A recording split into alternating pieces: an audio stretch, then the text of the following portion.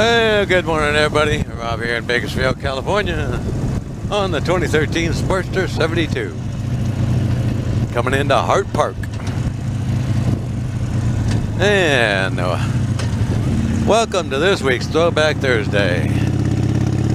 This is going to be kind of a combination video. It's also going to be a reply to Dbest1a's video of how did you meet your wife?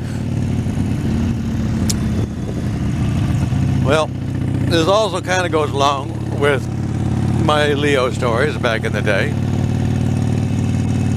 because I officially met my wife on my first night back to work after being shot. I mean, going back to work on patrol.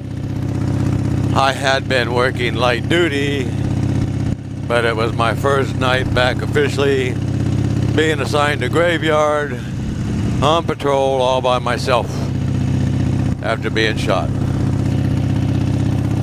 So anyways, I stopped in at my local restaurant. Well, I'm getting ahead of myself, okay?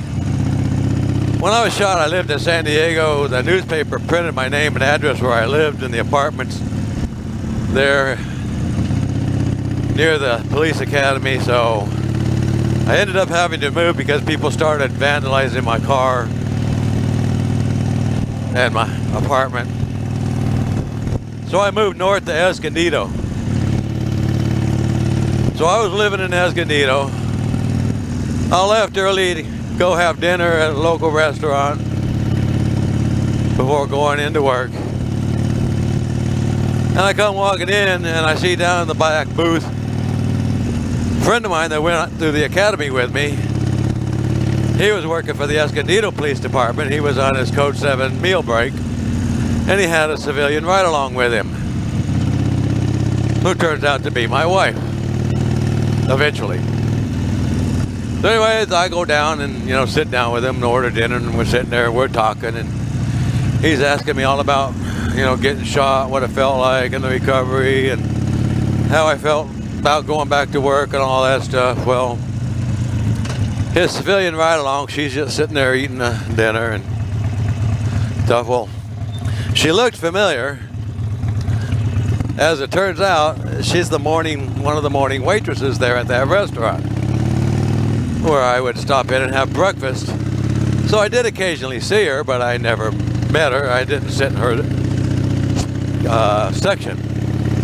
I always sat at the counter and got served by the older lady, Marge, because I didn't want to be hassled by young girls, police groupies, that sort of thing.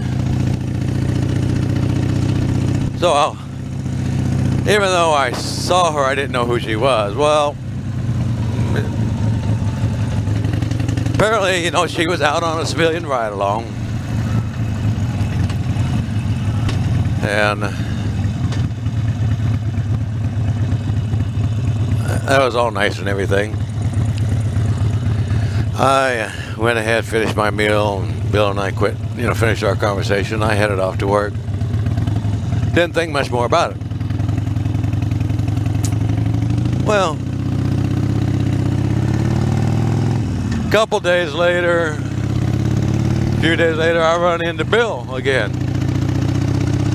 And I asked him how the ride-along went. And he said, it was pretty good, And he confirmed that, she was a waitress, worked there at the restaurant. I figured she was just one of them police groupies, And he got to telling me that, he had asked her out on a date. Took her to the drive-in to see Apocalypse Now, which apparently she was not interested in. And I guess she ended up falling asleep, and he wanted to make out. Well, she didn't want no part of that, and had him take her back home. So, he was a little discouraged. Well, I got to thinking about it afterwards, after getting done laughing about, taking her to that movie and her falling asleep because she worked mornings and they were out at night. She wasn't going to let him make out with her on the first date, and I've got to think, well, damn. Maybe there is some good girls still left in the world. Because, you know, all I ever came into contact with were prostitutes, drug addicts, criminals, victims of domestic abuse, that kind of thing, you know, and I never mixed business with pleasure. That'd be a good way to get complaints filed against you and get fired, whether the complaints are false or not. And, you know, you never really met a good class of women while being a police officer anyways.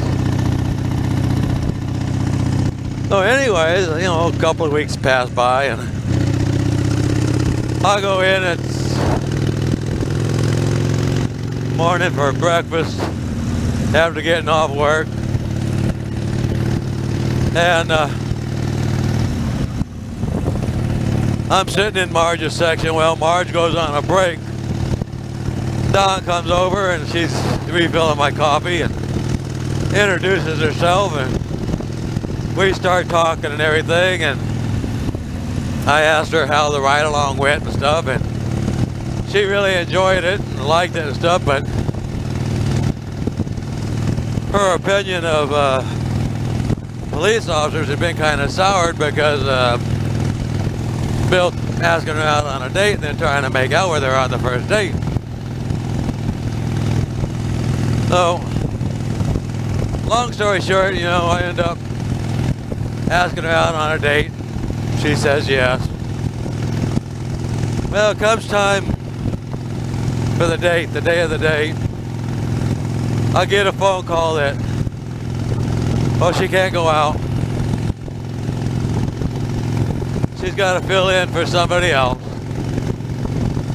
So I figured, you know, well, she's probably got cold feet. Probably figures I'm going to be just like Bill and she's just backing out. So I said, all right, fine, you know, no big deal, forget it. Now I'm about to hang up. Well, she comes back with, well, we could go out another night, you know, on such and such a night. And I said, well, okay, we'll do that. So we do finally end up going out on the first date. And knowing that she's a little gun shy, I was a gentleman and didn't push things too far. Got to know each other. Asked her out on a second date. Second date led to a third. And before you know it, we were dating each other exclusively. And before too long, I asked her to marry me, and she said yes.